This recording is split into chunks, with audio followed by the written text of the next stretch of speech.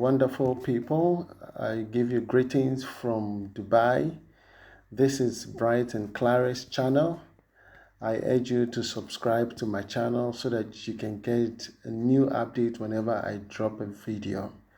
Let's dive in. Today I'm giving you an introduction to my 4-bedroom house in Ghana. This is one of its kind because it's not easy to get your own house in Ghana. And therefore, I'm encouraging all people in diaspora, if you're in Dubai, US, UK, or any part of the world, you can still do some things. And therefore, I encourage each and every person to try as much as possible. All you have to do is make sure you get the right people behind you. Yes, once you get the right people, your land is secure, because you can find yourself buying 3 or 4 lands, and then it's not getting anywhere. You buy a land today, you start building, and then next minute someone comes and say, hey, that land belongs to me. I've had quite some of these frustrations, and therefore finally I got my land. Yes, so here we go. As you can see on your screen right now, this is a 4-bedroom house, which is the ground floor. The ground floor has a 4-bedroom house. It has a hall, kitchen, a guest room, and a bedroom 1 and 2, and a master suite. Yes, the guest room also has its own bathroom, and then we have a guest WC, or a guest bathroom. On the top, you have a 2-bedroom apartment on the left and a 2-bedroom apartment on the right.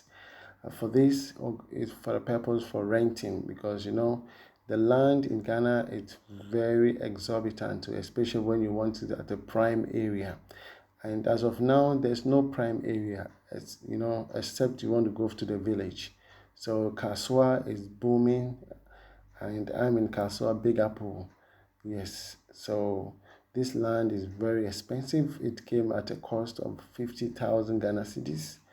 It was already fenced, so I bought it from someone who had already purchased the land.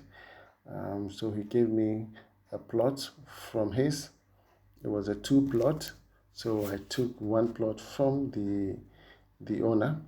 So this is my 3D presentation of my building. That you can see is the view. I can zoom it so that you can see it properly. So yes, it is always good to get an architect to give you a design of a building before you begin your construction, so you can have a fair view of how your building is going to look like. You understand? So once it's done, you get a good contractor, a good mason, to undertake this project, because not all masons are good in taking such projects. Most of them don't know how to read the plan. So always get someone who can read the plan and be able to undertake the project just as it has been instructed by the architecture. So this is the back view. In this back view, it doesn't actually represent in the reality, because in here at the back, there's supposed to be an opening from the kitchen. Yeah, there's supposed to be an opening from the kitchen where whatever you're doing in the kitchen, you can come out to the backyard. But in this 3D, I think the architecture did not indicate that. So from the top view, you can view, and this is going to be a secret roofing. Yes, secret roofing are the way to go now due to the high cost of roofing sheets in Ghana. If you want to do roofing sheet, to get we have the steel trusses and then the wood trusses. And wood trusses to me are the best. That is my opinion. You can also drop your comments below. Yeah, wood trusses are the best because they are durable. You can stand on them, walk on the roof. But for the steel trusses, they are not that strong. You can't walk on them. They might fall. So yeah, I'm going to go for a cheaper roofing sheet with the wood trusses. And it's hidden. Nobody's going to see it, of course. I mean, it's mine. Nobody's going to go up there and see what type of roofing sheet did I use. You understand? So it doesn't bother me too much. Yes, it doesn't really bother me too much. Okay, so we go to the, yes, so this is another view of it, and I'm going to make sure I use the right materials. There are cheaper ones in the market, but always ensure you are using the right material in order to ensure that your beauty stands out. Okay, so let me take you to the land. I'll go back, and then I'll take you to the foundation. So here you can see in the foundation, yes, the contractor is working. This is the profiling. Profiling is very, very necessary when you're about to construct your building. So in profiling, get a good contractor to do the profiling for you in order to position your building in a manner that will not look crooked. Yes, most buildings, when you see them, they are bent over, they are not straight, they are not in uniform. So always get a good contractor. Profiling is the ultimate. Okay, so then we move to the digging. Digging took us almost about 3 weeks because the soil was hard. So it took about 3 weeks to finish the digging. The contractor charged 2,200 Ghana cedis for the digging. It was a contract. In most places, some people do it as a day-by-day basis where they charge as per 10 meters or 10 feet. So they will charge according to, but I don't want those kind of headache. I just give it out as a contract and that's it. So as you can see on your screens now, those are the digging, and most of the digging should be 3 feet 6, 3 feet 6 inches. You understand? So that is for the columns. For the block is 3 feet. Some people go even as far as 4 feet, depending on the soil. If it is in a wet area, yes, you have to go deeper. But in solid places like this, mostly it's 3 feet 6. 3 feet 6 for the columns, yes. And so the digging continue. Mostly you have to ensure that once they are digging, you have your tape measure and you're measuring in order to know the depth at which they are digging. Because some people can be smart. Okay, so always ensure that. So as you can see now, the digging continues. They've demarcated all the rooms, and so the digging continues. The area is a beautiful area, and yes, it's on a hilly top. There's light available, there's water. The only thing that we don't have is the internet. And internet is very scarce in Ghana. Even those in the city are complaining.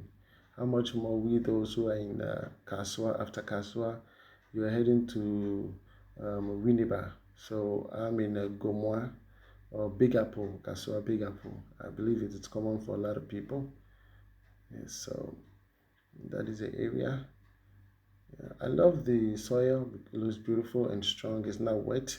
It's not a waterlogged area. It's so beautiful. And therefore, your building will be strong completely. Yes. And I think that is it. It should be wide enough so that they can cast the concrete and walk around it while they are laying the blocks. So it's very important to supervise your work. For we those who are not back home, it is always advisable to ask for videos, pictures, such that should there be any mistake, you'll be able to correct them, because most often than not, the contractors always sometimes take a blind eye to certain things. But if you want specifics as to what you have been designed for, just ensure you request for videos and pictures, and you'll be able to correct their mistakes. So the sand and the stone are available now. The stone, we acquired it for 1,800 Ghana cedis, and the sand was 900 Ghana cedis. That's medium. It's for all purpose. Yes, there are different types. We have smooth for plastering, we have rough for concrete, and we have medium. Medium, you can use it for plastering, and the same you can for concrete casting. So as you can see, cement, we bought cement as per the contractor he provided me with an estimate for the phase one. Phase one is the digging, profiling, casting of concrete, and laying of block to the footings where we can do the filling. So that is phase one. So always break your project into phases such that you know how much they are charging. So for mine, for phase one, the total cost of my phase one is around 32,400. 32,400. So I'll be dropping the PDF document in the description below so that you can view it. But there's a disclaimer: these prices are subjected to change, because at the time I did this was somewhere around 2017, 2018, and therefore the prices might not be the same. So the cement in your shop right now is 42.5R. There are different grades of cement. Always ensure you're getting the good cement that is stronger and can withstand harsh conditions. The iron rods, yes, 16 mm is good for the foundation. Yes, always get the strongest iron rod, 16 mm, the thick one. Yes, once you're beginning from ground floor, if it's a story building.